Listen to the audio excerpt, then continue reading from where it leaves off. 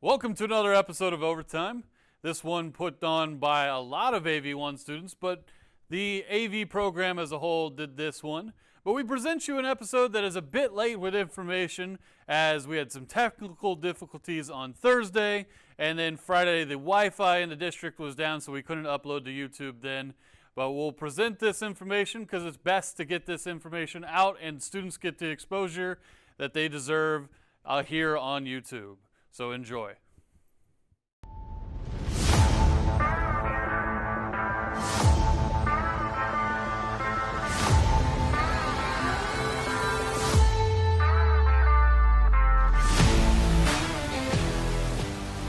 Welcome back to LSMN Overtime. This will be our last episode for the fall semester. I'm Abiata Fine, and that's Lyndon Campbell. Let's kick off with some women's basketball. Marcus faced off against Louisville this past Tuesday at home. Marcus was dominating early, draining multiple threes and putting the pressure on Louisville from the start. The Lady Farmers kept up, however, with some impressive shots of their own inside the paint, including this floater from Milan Norman, as well as this deep pass to Micaiah Williams as she drove inside for the layup. Nothing was stopping Marcus in the first half, though, as this impressive half-court shot from number 15 rounded out the first half of regulation.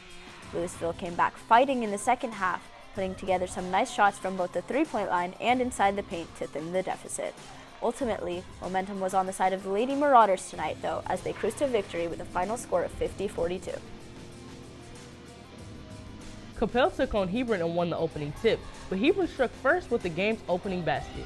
Capel quickly answered with a basket of their own, but Hebron wasn't backing down, responding with two quick buckets to gain the edge.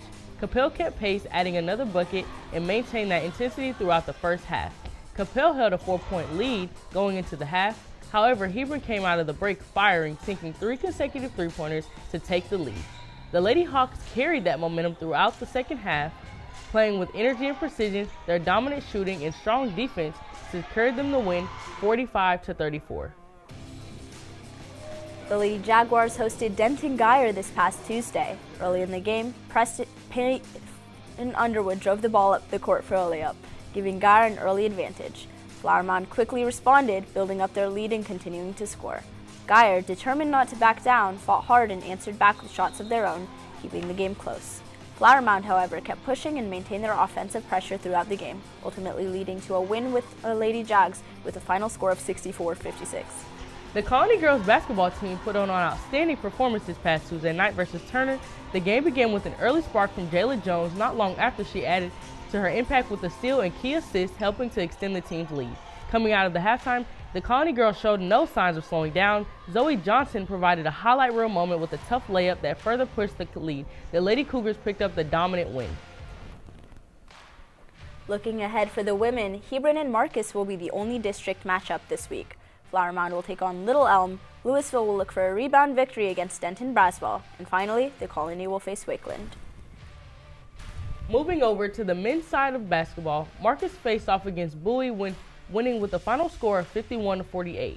Hebron took on Lake Dallas, winning 59-38, and Flower Mound faced off against Berkner, losing a tough one, 56-41. Now, let's preview upcoming games this week around the district. Marcus will play against Argyle, Louisville will face off against Richardson, and the Colony will play in the CY Hoops Invitational. And now, over to Evan with this week's Spotlight. Brandon Stoddy, power forward for Flower Mound, put up electrifying numbers in the Jags' 60-44 rout of Timber Creek last week. Stoddy put up a double-double with 13 points and 11 rebounds on offense, while also tallying 3 blocks on the defensive side, earning him player of the game. Stoddy's performance against Timber Creek added to his already impressive resume at the Birdville tournament, helping him pick up a selection for the all-tournament team. For LSMN Overtime, I'm Evan Cawthorn. Now let's head back over to the desk. Recently in LISD basketball, Maya Bujak of the Flower Mound Lady Jaguars and Bryce Dixon of the Colony Cougar each scored 1,000 career points. Congratulations to them. We look forward to more milestones around the district. Our own Jake Hollis got a chance to have a sit-down interview with LISD Superintendent Dr. Rapp about many topics, including sports around the district. In February 2022, LASD elected a new superintendent. Her name is Lori Rapp, and this is the first time we get to talk to her here on Overtime. Well, I graduated from Texas Tech University in 1996, go Red Raiders, And I came here to Louisville ISD after I graduated. I got hired as a high school math teacher at the Colony High School. And I taught there for 8 years. I had an opportunity then to go into the curriculum department to help bring ideas and strategies and just support our teachers. I love teaching. I loved being a math teacher, and anything I could do to help make teaching easier for other people I wanted to do. And that ultimately is why I wanted to become superintendent too, because I just love everything about schools. I teach people about education. I teach people about what our school district's doing, what do we have going on, what are some challenges that we're facing. I tell people all the time I'm really still a teacher at the end of the day. It's just that my classroom has changed. While Dr. Rapp is not directly involved, she works with the athletic department and school board on a day-to-day basis. We have leaders that oversee our athletic department. They do a great job. Coach Lyles, Coach Ford, and Coach Davis ultimately help lead our athletic department, with Coach Lyles being our director of athletics. And they are in charge of making the important decisions for our district when it comes to our athletic programs. They're in charge of meeting with our coaches and providing training and support to our coaches, and of course getting feedback and input from our coaches. What do they need from the school district? What do they want us to be aware of? And all of the things that we need to know to have a district that does a good job supporting athletics and ensuring that our students have great choices for athletics. I'm very proud of the work that they do to support our coaches each and every day. The school board and I work together as a team in order to take a look at how much money are we going to have to operate with. And we do have to make some really hard decisions. Programs that are supporting a lot of students, we try to be sure that we're operating efficiently. We look at how much things cost per student to operate, and we really try to prioritize as much of our resources to our schools as possible. We've got a great team. During a busy day, Dr. Rapp still finds time to be with her family. As I am supporting my kids at their events, I'm also able to support the school district too. So sometimes, I'm able to accomplish both because of my kids' involvement in the school district. And I love that about that. I'm a mom doing this job and not just a superintendent. And I think that makes the job and my family life, it makes it intersect in ways that it wouldn't if my kids were older and grown already. With new superintendent comes a new way to connect with the community. After I got named superintendent, one of the things that I wanted to do was be with people and be where the work is. And where the work is in our schools, where our kids are, where our teachers are, where our families are.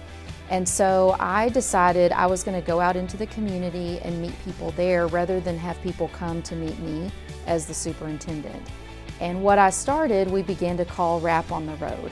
So if people follow me on social media, you will see that almost every day I'm in a classroom, or I'm at an athletic event, or I may be at a fine arts event, or I may be at a community event. But Rapp on the Road is what drives me every single day, and that's how I work to lead our school district. For LSMN Overtime, I'm Jake Hollis. Flower Mound Lady Wrestling recently won the first place trophy for the Arlington Invitational for the second year in a row. With standout performances from every athlete, the team has proven once again that they're a force to be reckoned with. This past weekend, the Lady Jags cross-country team took home a big win, getting the first place at the NXN South Regional Championships. The achievement earned them a spot in the 14th place at the prestigious Nike Cross Nationals, which was set to take place in Poland this year. Congratulations to the Lady Jags making it to the Nike Cross Nationals. Staley Fields, a student at Hebron High School, won the 6A Region 1 championship with scores of 72-67, earning a spot in the 6A state championship at the White Wing Golf Club on May 6th and 7th. Congratulations on that achievement, and good luck in state, Staley. Now for this week's Grad Star, back over to Evan. This week's Grad Star is LHS graduate Jeremy Jones, now a starting right tackle for the Marshall Thundering Herd. Jones helped the Herd capture the Sun Belt Championship over the Louisiana Raging Cajuns 31-3, with the team getting 222 rushing yards and 415 total yards. If you have a grad star you would like us to highlight, make sure to let us know on X at LSMN Sports. Guardian caps have recently been introduced in a number of football teams around the district. Our own Addison Adams talked with Coach Towles from Hebron about his thoughts on them. Concussions. We all know them, we all hate them, and they've been plaguing the football community for years, regardless of age. A new form of protection called a Guardian cap has taken the sport by storm over the last few years. But how do the coaches feel? It's still up in the air. So this is our first time using it. We haven't had many varsity concussions since we are using it. We did have one with a young man who did use it, but the majority of our concussions came from our sub-varsity, which is our freshmen, our JV teams. We're still just now getting down the road of using it, so this is like the third month of using them, so we'll see how it pays off in the future. Despite some reservations, Guardian caps have been proven to reduce concussions and helmet-to-helmet hits by 10%. This number is doubled if both parties wear one. According to Guardian Sports, Guardian caps can reduce impacts by up to 33%, with the ones used in the NFL being closer to 40%. Health Sciences instructor Mike Taylor is here to explain how they work.